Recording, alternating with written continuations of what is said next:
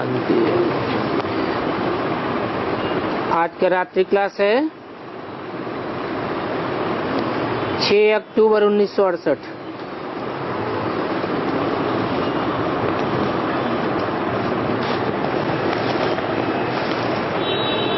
सतयुग में रेल होगी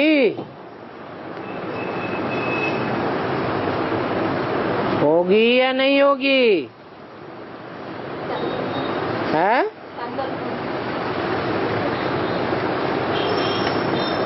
मैंने बेहद के संकल्पों की ट्रेन होगी, हद की ट्रेन नहीं होगी।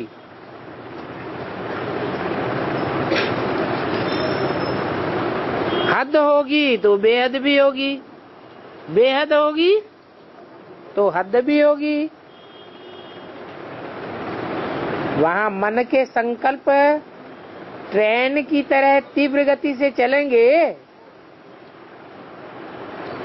चलेंगे नहीं चलेंगे तो ट्रेन होगी।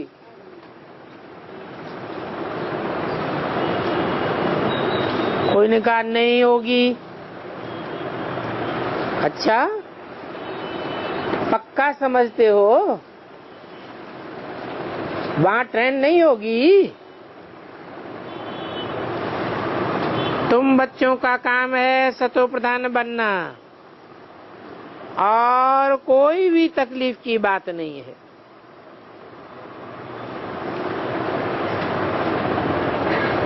नटशेल में जो भूलें थी वो तो बता दी कि कल्प इतने वर्षों का है, 5000 वर्ष का है, हजारों लाखों वर्ष का नहीं है। और वैसा समझना भक्ति मार्ग है, वो कोई ज्ञान मार्ग नहीं है। भक्ति मार्ग में अंधश्रद्धा होती है। अंधश्रद्धा से कहते रहते हैं लाखों वर्ष का कल्प है।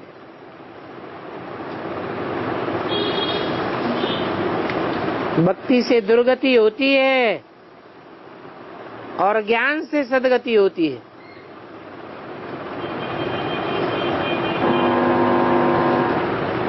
पांच 5000 वर्ष का ड्रामा ज्ञान है।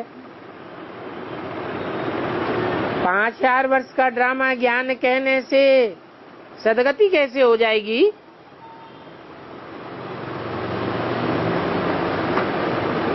और लाखों वर्ष का कल्प कहने से दुर्गति कैसे हो जाएगी?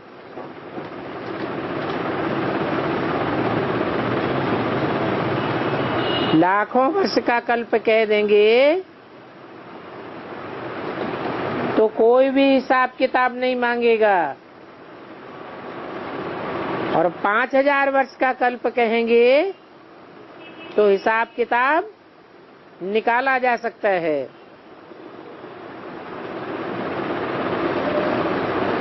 ये तो जानते हो ज्ञान का सागर है परमपिता परमात्मा शिव,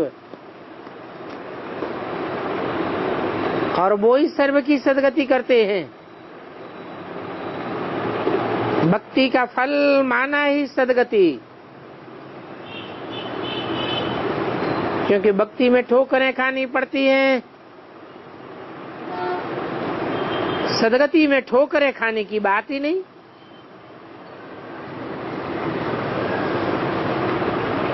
गति चाल को कहा जाता है। सद्गति अर्थात सच्ची गति, अच्छी चाल।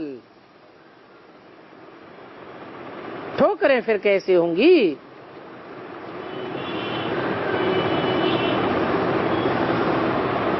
भक्ति मार्ग में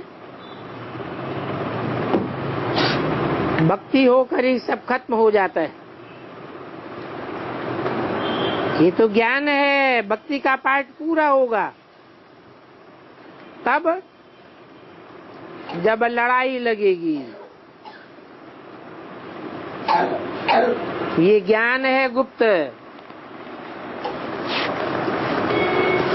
इसलिए अभी लड़ाई की बात नहीं है।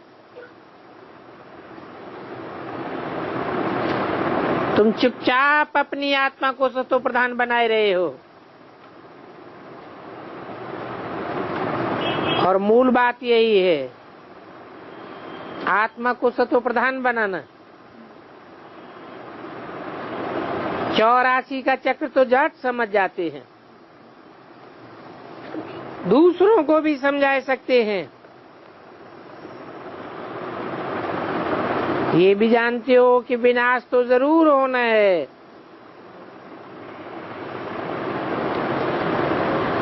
क्योंकि सतयुग में और धर्म तो होते ही नहीं है। तो इतने ये सभी धर्म सब खत्म हो जाने हैं। धर्म भी नहीं रहेंगे, धर्म खंड भी नहीं रहेंगे, और ये इतने धर्म के फॉलोअर्स भी नहीं रहेंगे। सिर्फ भारत खंड ही बचेगा।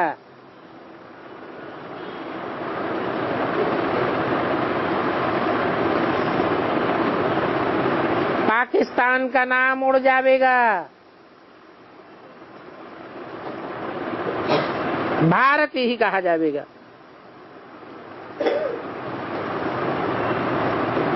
क्यों? पाकिस्तान कोई खराब नाम है क्या?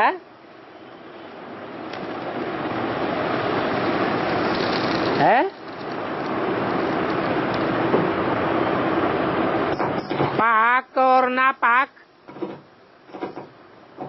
पाक पवित्र को कहा जाता है, नापाक अपवित्र को कहा जाता है। तो पाक स्थान अर्थात पवित्र स्थान,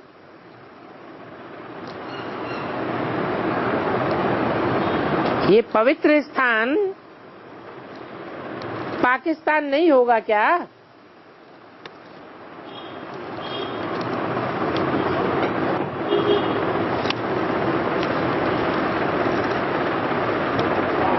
ये स्थान तो होगा, लेकिन ये पाकिस्तान और हिंदुस्तान, ये लड़ाई की बात हो जाती है। मुसलमान समझते हैं हिंदू लोग काफिर हैं। कहां कहां किस धर्म में फिरते रहते हैं, इनका कोई पक्का ठिकाना नहीं है।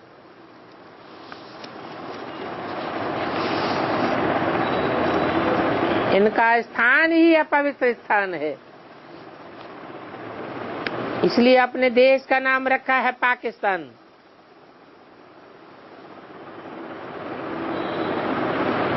ये नहीं समझते हैं कि जहां पवित्र स्थान होगा वहां ज्ञान की रोशनी जरूर होगी। भा रोशनी को कहा जाता है।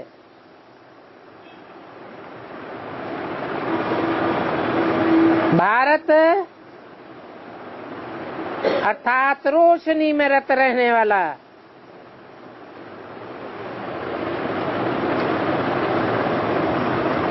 अभी तो ये पाकिस्तान अलग हो गया है, फिर पाकिस्तान और हिंदुस्तान दोनों मिलकर के भारत हो जाएंगे।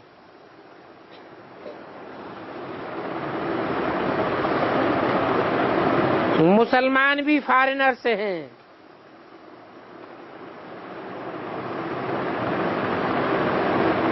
ये भारत के रहने वाले नहीं हैं।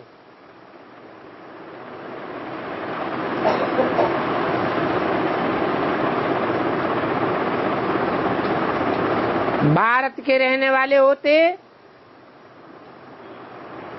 तो द्वापर के आदि से ही भारतवासी होते।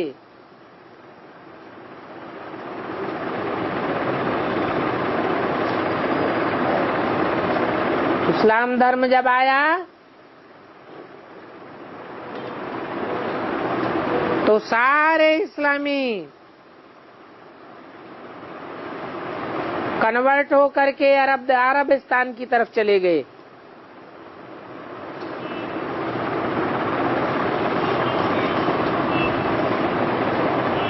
बाद में इन्होंने भारत पर आक्रमण किया और भारतवासी बने।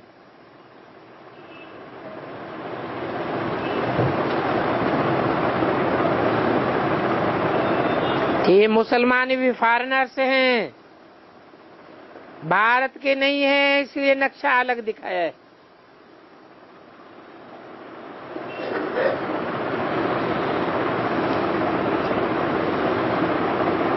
कहां कहां इतनी वर्षा हुई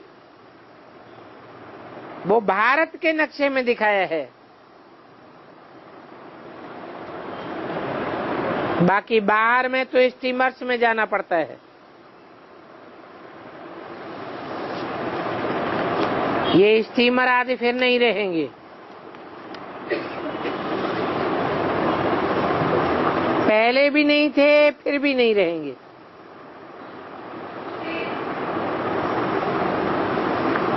बाकी भारत को ही बचना है।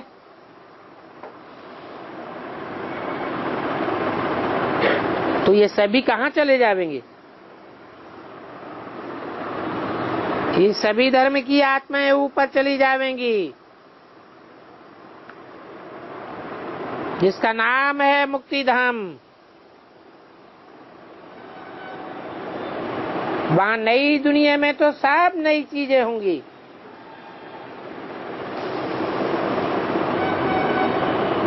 कोई भी गंदगी आदि की बात नहीं होगी।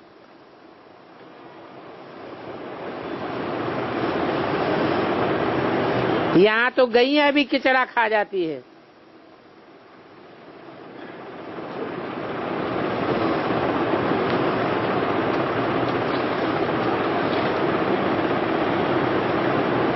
गाय सतो प्रधान जानवर माना जाता है,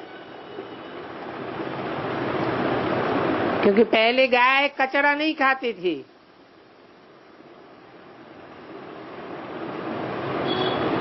वहां नई दुनिया में तो बहुत गैया होंगी, वहां किचड़ा आदि होता ही नहीं है। वहां तो हर प्रकार का सुख होता है। सदैव ही वसंत ऋतु बनी रहेगी।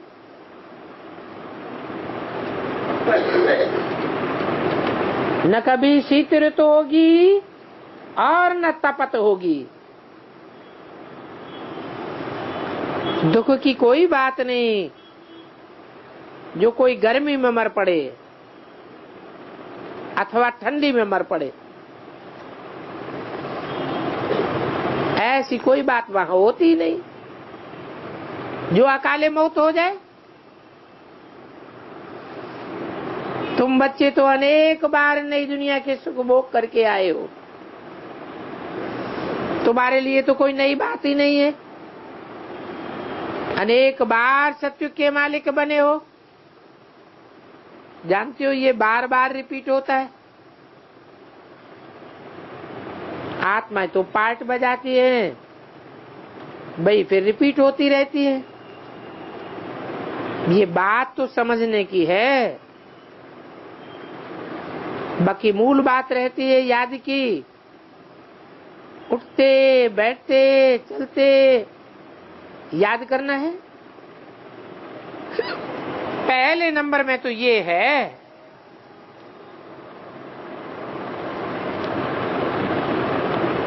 ये कहते हैं कि बच्चों को तो टाइम लगेगा,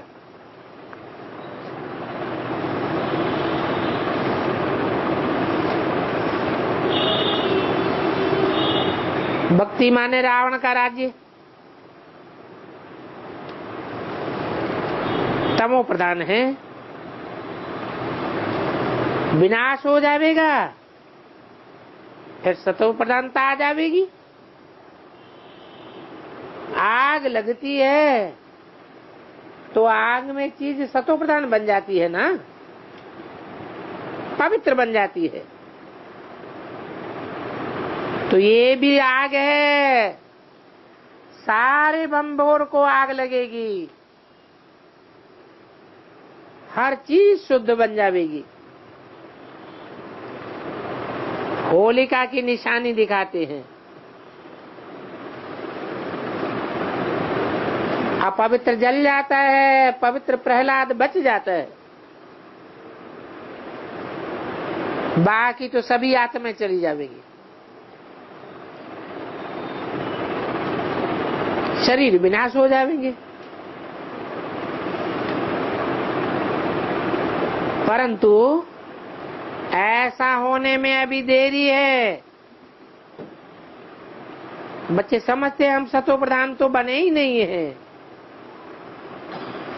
ये दादा भी कहते हैं अभी तो टाइम पड़ा हुआ है।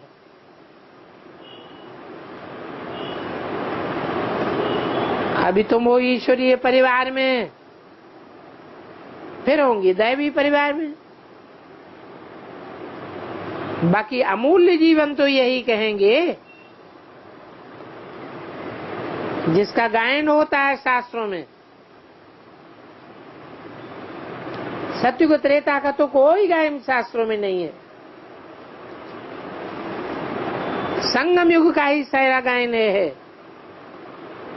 तुम नॉलेजफुल बनते हो, सत्युग में डिग्री कम हो जाएगी। और दूसरी बात, सबसे जास्ती घाटे की होगी क्या है? सत्युग में सबसे जास्ती घाटे की बात क्या होगी कि वहां बाबा नहीं रहेगा।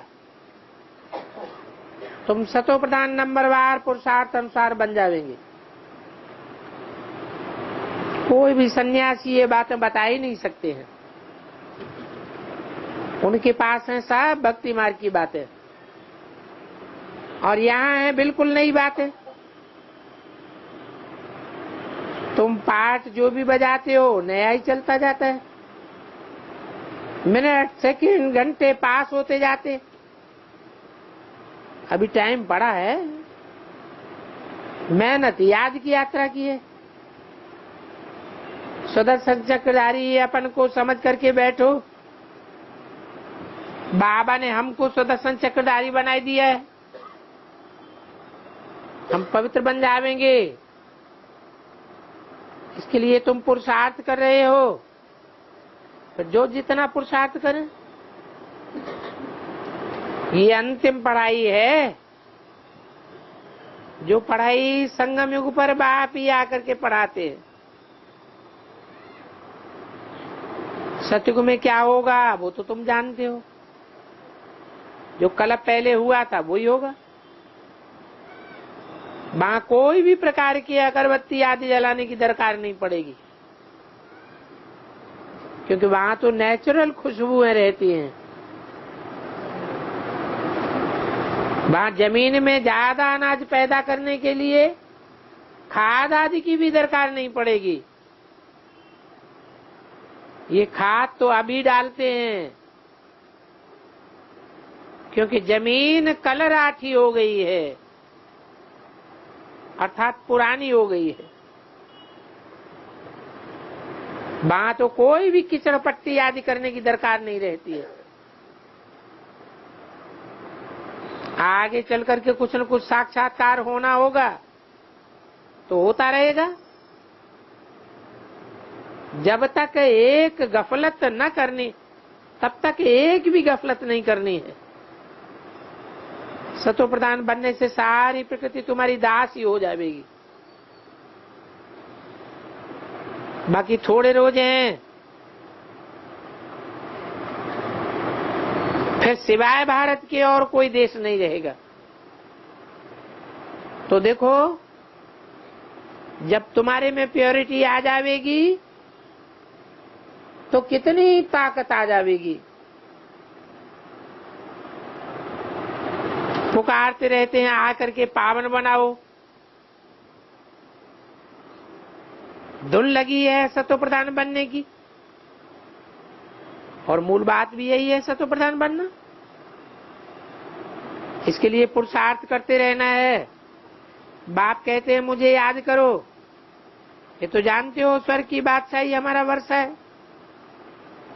मुक्ति, जीवन मुक्ति, शांति और सुख ये बाप का ही वर्षा है। और ये वर्षा बाप का बनने से ही मिलेगा। तो तुम बच्चों की कितनी प्रीति बाप के साथ होनी चाहिए। 6-10-68 की वाणी का दूसरा पेज। बच्चों का बाप से प्यार होता है ना, तभी तो याद करते हैं। तो ऊंच से ऊंच बाप को याद करना है, उनसे ऊंच से ऊंच वर्षा मिलता है। वो बाप स्वर्ग का रचयिता है तो जरूर वर्षा मिलेगा। बाकी हिसाब किताब चुकतू करके चले जावेंगे, इस अच्छी दुनिया में तो कोई भी नहीं रहेगा, क्योंकि ये सारी दुनिया खलास होने वाली है। अच्छा, ये ज्ञान की बातें सुनते रहो और बाप को याद करते रहो। जानते हो कि बाबा माना ही स्वर्ग का वर्षा। जो भी मिले उनको सहज रीति बताओ। शिव बाबा बेहद का बाप वही पतित पावन है, उनका बनने से ही स्वर्ग का वर्षा मिलेगा। इसलिए कहा जाता है कि बाप तीरी पर बहिष्ठ लेकर के आते हैं। तीरी हथेली को कहा जाता है। ये बुद्ध रूपी हथेली है बाप की। एक हाथ से कहते हैं विकारों को दो, दूसरे हाथ में बताते हैं तीरी पर बहिष्ठ रखी हुई है, लो। स्वर्ग की बादशाही सौगात में दे देते हैं। सतयुग देवी देवता पद पाते हैं, फिर 21 जन्मों तक उन्हों का राज्य चलता है। अभी बाप ये राज्य स्थापन कर रहे हैं। अच्छा, रूहानी बच्चों को रूहानी बाप दादा का याद प्यार, गुड नाइट। अगला रात्रि क्लास है 7-10-68। तुम ईश्वरीय मशीनरी हो तो तुम्हारी पॉकेट में बैज जरूर पड़ा रहना चाहिए।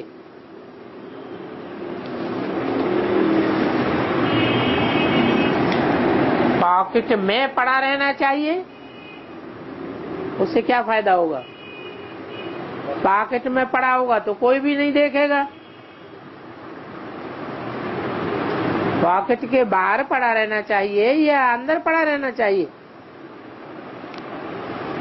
हैं? अंदर क्यों? माना वो स्थूल बैज की बात नहीं है, या स्थूल बैनर कोई माथे पर लगाने की बात नहीं है। मुख्य बात है हमारी बुद्ध रूपी पॉकेट में 3 मूर्तियों का ज्ञान बना रहे। ये 3 मूर्तियों के द्वारा शिव बाप आकर के कैसे ब्राह्मण धर्म की स्थापना करते हैं, फिर जो सच्चे ब्राह्मण होते हैं उनको पढ़ाई पढ़ा करके मनुष्य से देवता कैसे बनाते हैं। कोई कोई को बैज रखने में लज्जा आती है, परंतु लज्जा नहीं आनी चाहिए। क्यों? बुद्ध रूपी पॉकेट में बैज रखने में लज्जा क्यों? कोई कहेंगे अरे ऐसे कहीं होता है कि 3 देवताओं का ज्ञान आ जाए बुद्धि में तो विश्व की बादशाही मिल जाएगी। ऐसे इतनी सहज विश्व की बादशाही मिल जाती है क्या? छोटा मोटा राजा बनने के लिए मनुष्य कितना प्रयत्न करते हैं, और ये तो विश्व की बादशाही की बात करते हैं। तो बोलो, हम हंसी कुड़ी की बात नहीं कर रहे हैं। तुम ये जो झंडा बनाते हो, इस झंडे में तुमने त्रिमूर्ति की यादगार 3 वस्त्र दिखाए हुए हैं। ये वस्त्र किस बात की यादगार हैं? ये वस्त्र शरीर की यादगार है। ये 3 प्रकार के स्वभाव संस्कार वाली आत्माएं हैं जो ब्राह्मण धर्म की स्थापना करती है, देवता धर्म की स्थापना करती है और पुरानी दुनिया का विनाश कराती है। कपड़े का झंडा ऊंचा करने से, बुलंद करने से कोई दुनिया में भारत का नाम बाला नहीं हो जाएगा। ठोक के बताना चाहिए। ये 3 शरीर रूपी वस्त्र हैं, ब्रह्मा, विष्णु और शंकर। ब्रह्मा का वस्त्र नीचे दिखाया हुआ है, हरे रंग में दिखाया गया है।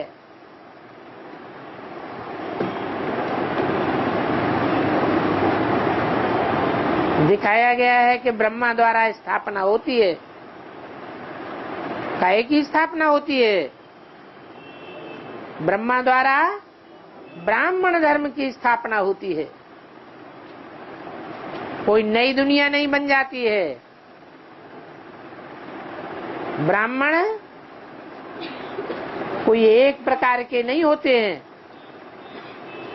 9 प्रकार की कुरियां गाई हुई हैं। तो 9 प्रकार के ब्राह्मणों में जो फर्स्ट क्लास ब्राह्मण है सूर्यवंशी, उन सूर्यवंशी ब्राह्मणों के द्वारा नई दुनिया की स्थापना का कार्य संपन्न होता है। जो सूर्यवंशी नारायण जैसे बनते हैं।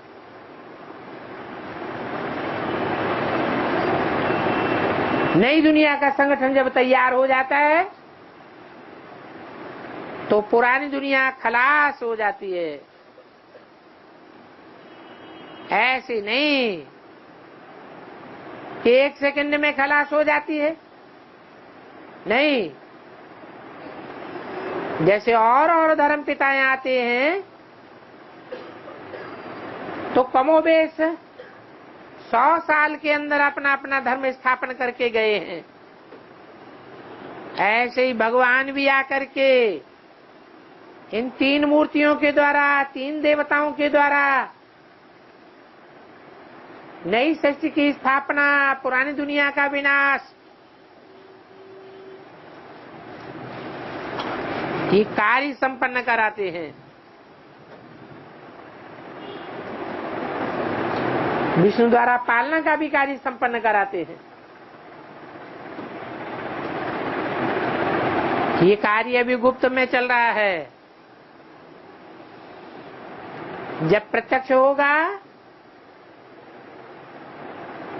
तो दुनिया में हाहाकार मच जाएगा। जो नहीं समझेंगे वो हाहाकार करेंगे और जो समझेंगे वो जय जयकार करेंगे।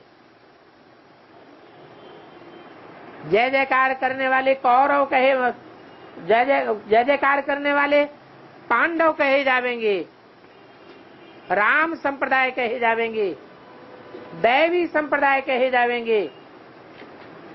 और जो न समझने वाले हैं वो राक्षस संप्रदाय कहे जावेंगे, कौरव संप्रदाय, यादव संप्रदाय कहे जावेंगे।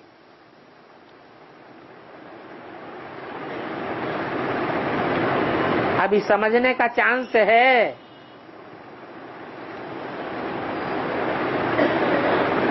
जब तक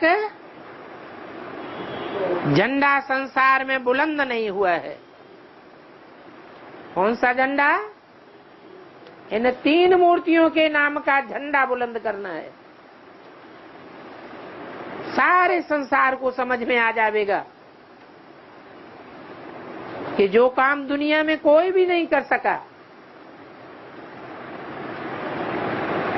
हिंसा से विश्व की बादशाही लेनी चाहिए। हिटलर, मुसोलिनी, अलेक्जेंडर बड़े महान थे, महान योद्धा हुए, महत्वाकांक्षी, परंतु विश्व के ऊपर विजय प्राप्त नहीं कर सके। वो कार्य परमपिता परमात्मा इन तीन मूर्तियों के द्वारा सहज ही संपन्न कराते हैं, हिंसा के पूर्वक नहीं, अहिंसा के द्वारा कार्य कराते हैं। तो तुम बच्चों को ये तीन मूर्तियों का बैज बुद्ध रूपी पॉकेट में रखने और बुद्ध रूपी पॉकेट से बाहर निकाल कर दूसरों को समझाने में शर्म नहीं आनी चाहिए, कोई लज्जा की बात नहीं।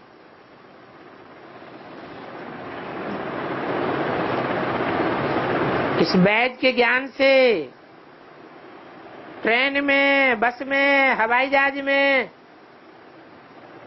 तुम बहुतों का कल्याण कर सकते हो।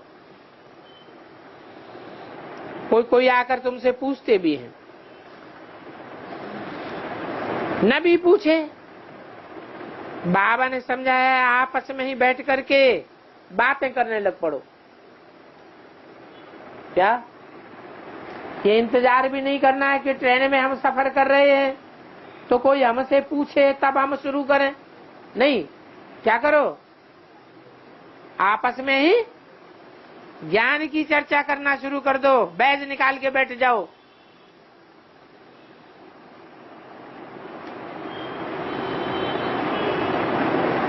तीसरा आसपास कोई तो जरूर सुनेगा, ऐसा हो नहीं सकता कि कोई सुने नहीं। तो बोलो, ये बेहद का बाप है त्रिमूर्ति में। कौन सा है बेहद का बाप?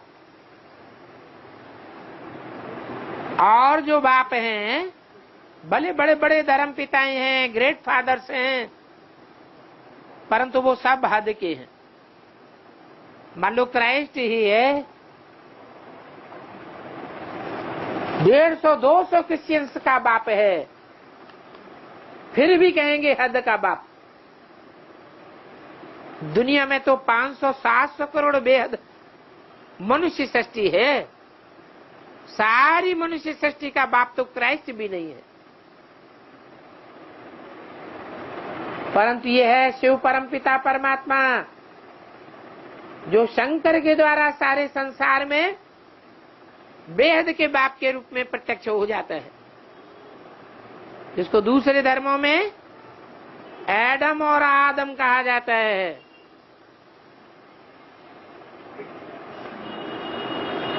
इस बाप से बेहद का वर्षा जरूर मिलना चाहिए।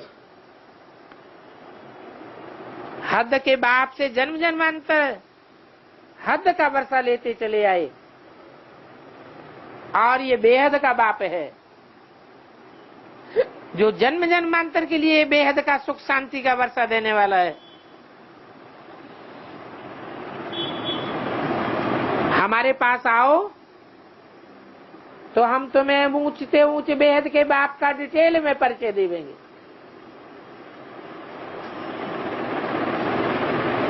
बेहद की बायोग्राफी हम समझावेंगे। बताओ कि दो बाप होते हैं,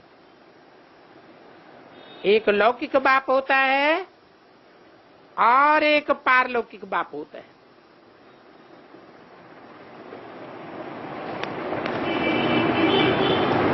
लौकिक बाप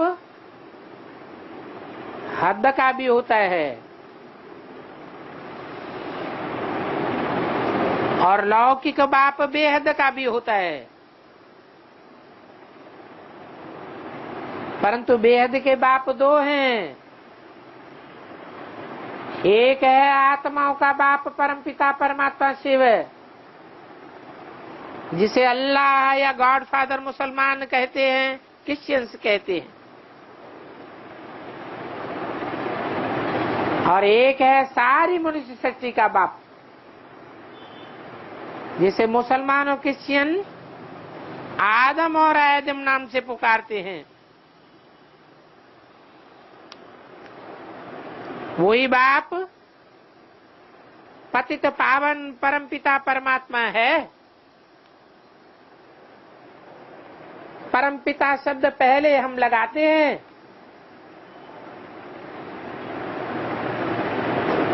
क्योंकि उसका पिता कोई नहीं होता है, इसलिए परमपिता है। वो आत्माओं का बाप है। जो भी मनुष्य मात्र की आत्माएं हैं, सबका बाप है, इसलिए परमपिता है। मनुष्य मात्र में जो एडम और आदम कहा जाता है, सारी मनुष्य सृष्टि का बाप, उसका भी वो पिता है, इसलिए परमपिता है। तो हम परमपिता शब्द पहले बोलते और परमात्मा बाद में बोलते। अर्थात जो परमपिता है वो सब आत्माओं का बाप होने के कारण उसका दूसरा कोई संबंध किसी के साथ नहीं बनता।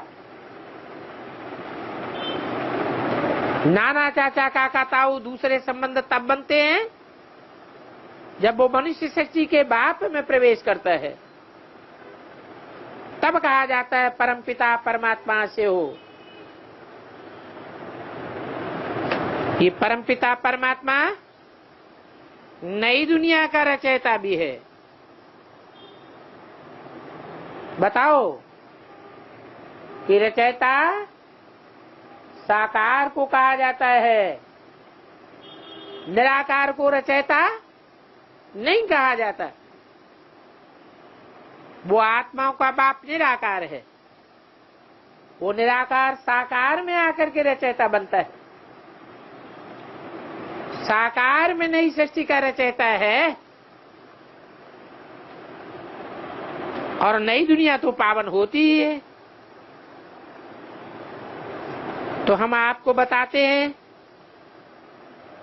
इस बेहद के बाप से स्वर्ग का वर्षा मिलता है। वो है ही आत्माओं का बाप,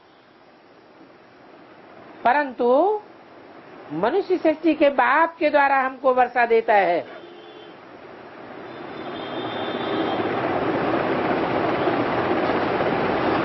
हमारी ये प्रवृत्ति की याद है, हम निराकार के सिर्फ उपासक नहीं है, हम निराकार और साकार दोनों को मान्यता देने वाले हैं। उनसे ही स्वर्ग बनता है, और स्वर्ग में जो राजाई चलती है वो भी प्रवृत्ति मार्ग की राजाई है। वहां लक्ष्मी नारायण का राज्य चलता है। भगवान आकर के ऐसी राजाई स्थापन करते हैं जिस राजाई की दुनिया में कोई भी प्रकार की ग्लानि नहीं है। सब देवताओं की ग्लानि होगी, सब मनुष्यों की ग्लानि होगी, सब राजाओं की ग्लानि होगी, लेकिन शास्त्रों में या भक्ति मार्ग में कहीं भी लक्ष्मी नारायण की कोई ग्लानि नहीं है। ऐसी श्रेष्ठ राजाई परमपिता परमात्मा आकर के स्थापन करते हैं। इन लक्ष्मी नारायण को ही विष्णु कहा जाता है। विष्णु कोई चार भुजाओं वाला व्यक्ति नहीं होता है।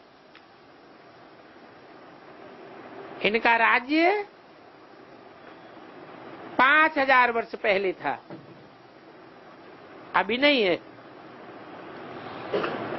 जब इनका राज्य था तो दुनिया में और कोई का राज्य नहीं था। अभी फिर से वो राज्य की स्थापना हो रही है।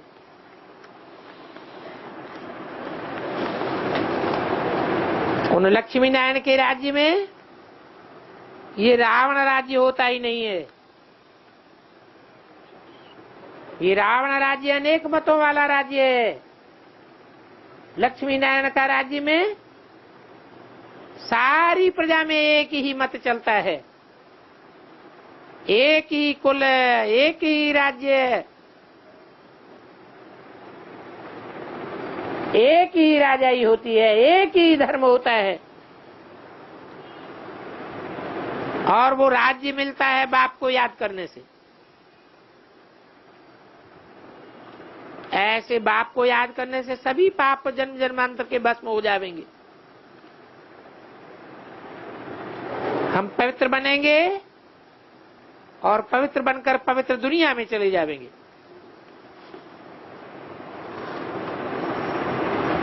इसलिए हम ये बैज पहनते हैं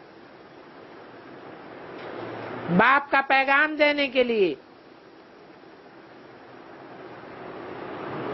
इस बैज को धारण करने में कोई तकलीफ नहीं होती है।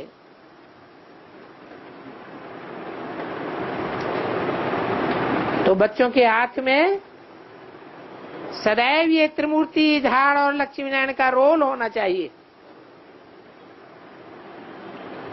तो बहुत आकर के समझेंगे। बोलो, हद के बाप से हद का वर्षा मिलता है। इस हद के वर्षे में अपार दुख हैं। अभी इस दुखधाम के विनाश के लिए मौत सामने खड़ी हुई है। इसलिए हम कहते हैं शिव बाबा को याद करो, और शिव बाबा जो विश्व की बादशाही देते हैं उसको याद करो। ये वेद के बाप का वर्षा है। भक्ति मार्ग में कहा जाता है, बाबा आप ही हमारे एक हो, दूसरा न कोई। एक बाप को याद करने से पावन बनकर के पावन दुनिया में चले जाएंगे। तो प्रदर्शनी और म्यूजियम में जो लोग आते हैं उनको इन चित्रों पर ले जाना चाहिए। शिव बाबा कहते हैं मुझे याद करो तो तुम ये लक्ष्मी नारायण बन जाओगे। समझाने के लिए चित्र तो बहुत हैं। ट्रेन में तो बहुत सर्विस कर सकते हो, अगर नहीं सर्विस करते हैं तो फल क्या पावेंगे? फिर बाप का आशीर्वाद भी कहां से पावेंगे? बाकी समझानी तो बहुत सहज है। ये 3 चित्र मुख्य हैं और सीढ़ी भी है। ये 4 चित्र ही बहुत हैं, और फिर बैज भी पड़ा हुआ हो तो तुम बहुत सर्विस कर सकते हो। तुम कितना पुण्य का काम करते हो, जन्म जन्मांतर के लिए पुण्य आत्मा बन जाते हो, औरों को भी बनाते हो। मुसाफिरी बिन तो बहुत ही मिलेंगे। एक ट्रेन में समझाया फिर दूसरे में समझाओ। समझावेंगे तो आसपास के लोग पूछेंगे जरूर कि क्या है, तो बोलो हम वेद के बाप से ये वर्षा लेते हैं, इसमें सारी समझानी है। शौक पड़ जाए समझाने का तो फिर आते जाते रहेंगे। थोड़ा बहुत टिकट का खर्चा करके होगा, 2nd class, 1st class, passengers गाड़ियां भी होती हैं। एरोप्लेन में भी ये चित्र साथ में रख सकते हो। टूरिस्ट एरोप्लेन में तो बहुत मिलते हैं। तो बच्चों को सर्विस का मार्जिन बहुत है। बाबा ने समझाया था बड़े बड़े चित्र बनाओ। सबसे अच्छा तो ये शमशान घाट में समझाने वाला चित्र है।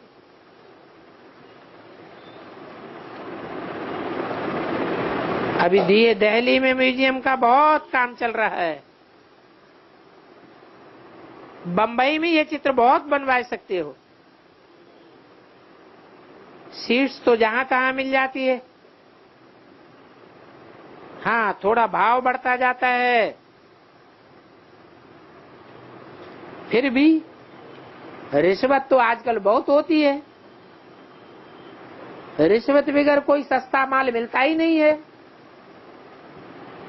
रिश्वती की तो चार ओर वाह लगी हुई है। गवर्नमेंट भी तो जानती है ना, फिर भी क्या कर सकती है। तुम तो जानते हो कि वो तो और ही दिन प्रतिदिन जास्ती तमो प्रधान बनते जाएंगे। 7-10-68 की वाणी का 3रा पेज। वैश्यालय तीखा बनता जाता है। इस विशेष दुनिया का विनाश होने वाला है, तो डूबती बेड़ी से जो निकले सो अच्छा।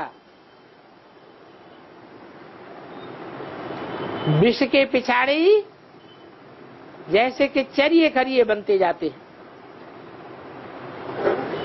तुम बच्चों को तो मालूम है ये रावण का राज्य है। यथा रावण तथा प्रजा,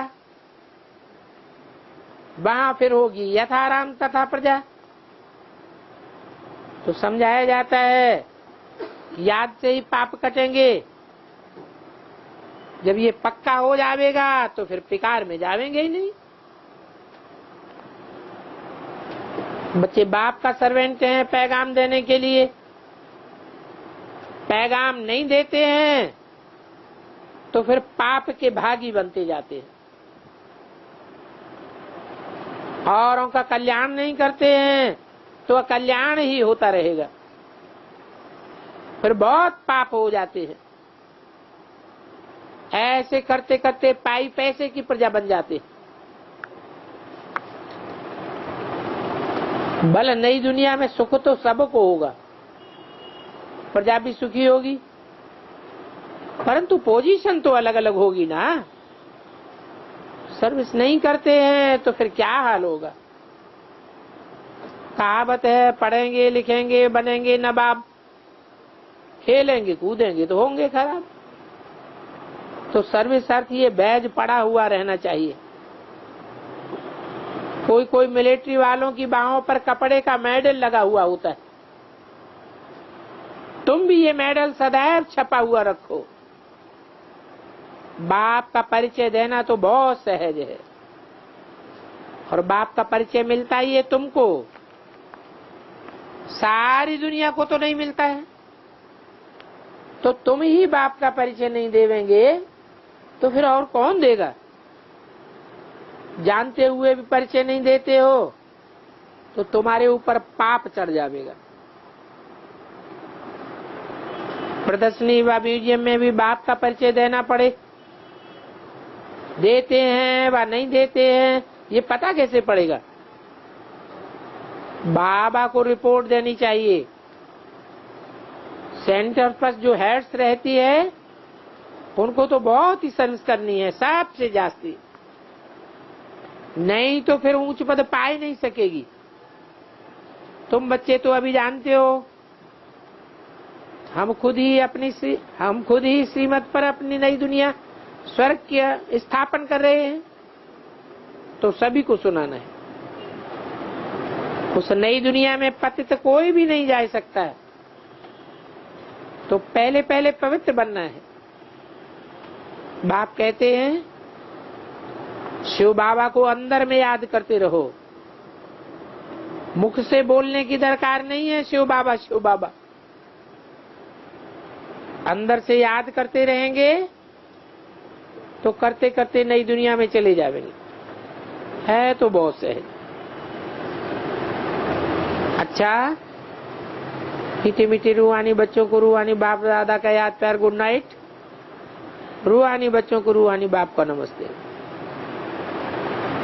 थोड़ा सा पिछली मुरली का बचा हुआ पॉइंट्स है।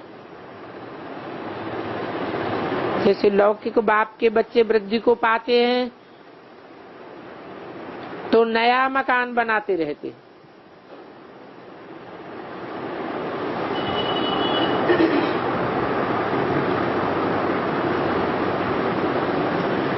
यहाँ तो सभी बाप के बच्चे इकट्ठे हो गए हैं, तो बताओ अब क्या करना होगा है? क्या करना होगा? बाप के बच्चे तो बहुत इकट्ठे हो गए, फिर क्या करना होगा? है? नया मकान बनाना पड़े, फिक्र तो रहता है ना। ये स्थापना की फिक्रात है। बाप समझाते हैं जल्दी जल्दी पावन बनते जाओ तो फिर मेरा काम पूरा हो जावे, फिर मैं चला जाऊंगा। बच्चों को गुल पवित्र बनाकर मैं चला जाऊंगा। लौकिक बाप को भी ये बात रहती है, बच्चों को सुखी बना करके अब वानप्रस्थ में चला जाऊं। तो इनको भी ये फुरना रहता है, बच्चों को सुखी बना करके राजभाग दे हम वानप्रस्थ में चला जाऊंगा। ये बेहद की बात है। मनुष्य तो अनेक प्रकार के हैं और हर एक मनुष्यों की अपनी अपनी मत है। इसलिए बाबा बहुतों से मिलते नहीं हैं, क्योंकि वो तो अपनी मत पर चलने वाले होते हैं। वो अनेक मत वाले बाप की बात मानेंगे नहीं। इसलिए तुम बच्चे जाकर समझाते हो, कहते हैं बाबा बहुत मेहनत करनी पड़ती है। कोई बात समझने के लिए बहुत मेहनत लेते हैं। अब बाप तो इतनी मेहनत नहीं करेंगे ना। सर्विस तो सारी बच्चों को ही करनी है और श्रीमत पर भी चलना है। टाइम तो अभी नजदीक आता जाता है, जानते हो। स्थापना हुई और फिर विनाश भी जरूर होना है। विचार होता है कितनी बड़ी दुनिया है, मनुष्यों के पास कितना अथाह धन होगा, परंतु गायन है किनकी दबी रही धूल में, किनकी राजा खाए, किनकी ले जाएंगे चोटा, किनकी आग जलाए। ये सारा का सारा जन तुमको थोड़ा ही मिल जाएगा। कितने चोर चकार आदि खा जाएंगे, आग जला देगी, तुमको तो कुछ भी नहीं मिलेगा। तुमको तो विश्व की बादशाही मिल जाती है और वहां नई दुनिया में तुमको सब कुछ नया मिलना है। धरती कितनी अच्छी सतो प्रधान होती है, उस धरती में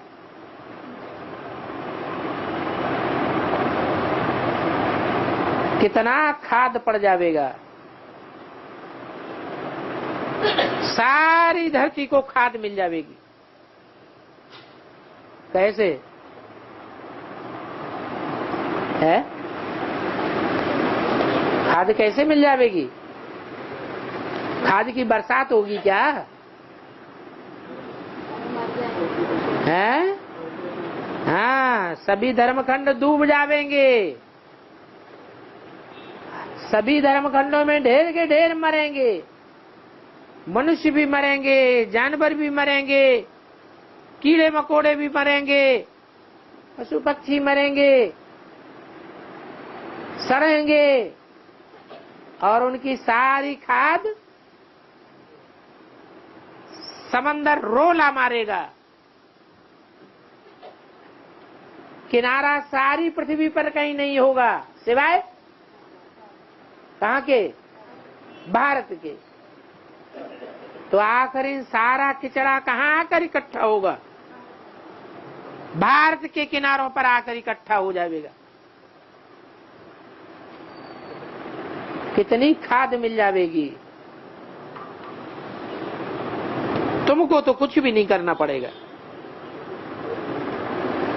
इतनी खाद मिल जाएगी जो 2500 वर्ष तक भी तुमको कुछ भी करने की दरकार नहीं। तो हे मीठे मीठे स्वीटेस्ट बच्चे, अभी तुम बेहद में चले गए ना। बैठे यहाँ हो परंतु तुम्हारी आत्मा बेहद में खड़ी है। तुम जानते हो इन आंखों से हम जो कुछ देखते हैं वो सब खलास हो जाएगा। तुम्हारी बुद्धि में ये ज्ञान है और कोई की बुद्धि में ये ज्ञान नहीं है। बाकी थोड़ा समय है, अपनी देह सहित सभी कुछ भूलते भूलते हम चले जाएंगे शांति धाम, वहां से आवेंगे सुख धाम। उस समय ये पुरानी दुनिया रहेगी नहीं, कब्रिस्तान से परिस्तान हो जाएगी। अभी देखो यहाँ जमीन का कितना मूल्य होता जाता है, जंगल तरफ इतना मूल्य नहीं होगा जितना कि शहर में मूल्य बढ़ता जाता है। अब धरती तो एक ही है, फिर शहरों में इतना मूल्य बढ़ता जाता है और जंगल में उसका कोई मूल्य नहीं। मनुष्यों की वृद्धि कितनी होती जाती है, फिर ऐसा पलटा मारेगा कि शहरों में गटर लाइन टूटने लग पड़ेंगी। अभी कहाँ भाग रहे हैं, गांवों में भाग रहे हैं या शहरों में भाग रहे हैं? फिर गटर लाइन टूटेंगी तब कहाँ भागेंगे? है? शहरों में गंद में ही पड़े रहेंगे, फिर जंगल की तरफ भागेंगे।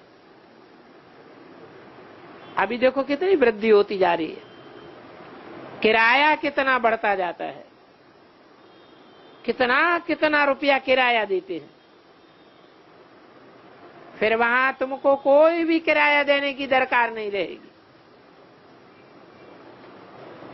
वहां किराए के मकान होते ही नहीं। कहाँ है? नई दुनिया में होते हैं? नहीं होते। नई दुनिया की स्थापना की घोषणा कब के लिए की थी? है? 76 के लिए की थी। तो 76 के बाद किराए पर मकान लेना, ये ब्राह्मणों की दुनिया में खलास हो गया क्या? है? रतन की बात है, शरीर तन की बात है। अच्छा, वो तो एक तन की बात हो गई। शिव बाबा ने ब्रह्मा तन किराए में लिया। यहाँ तो मकान की बात हो रही है। मकान अनेक मंजिलों के नहीं होंगे, वो तो सतयुग की बात हुई।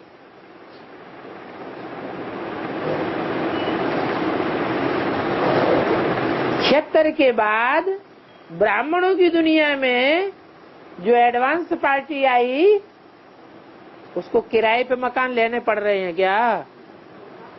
है? लेने पड़ रहे हैं। बाप के घर हैं, मिल जाते हैं। तो वहां किराए के मकान नहीं होंगे। कोई कहे कि बाबा ने तो घोषणा की थी कि सन 76 में नई दुनिया की स्थापना होगी, वो पुरानी दुनिया का विनाश हो जाएगा। फिर ये किराए के मकान कहां से आवेंगे? तो नई दुनिया में किराए के मकान होते नहीं। आगे जिस मकान का 50 रुपया किराया था, वो अभी 500 में भी नहीं मिलता है। वहां तो जितनी जमीन चाहे उतनी जमीन ले लेना, जमीन की कीमत ही खलास होती जाएगी। आगे चल करके तुम बच्चों को कोई भी तकलीफ नहीं रहेगी। ड्रामा अनुसार सतयुग के वो रस्म रिवाज चलते रहेंगे। अच्छा, ओम शांति।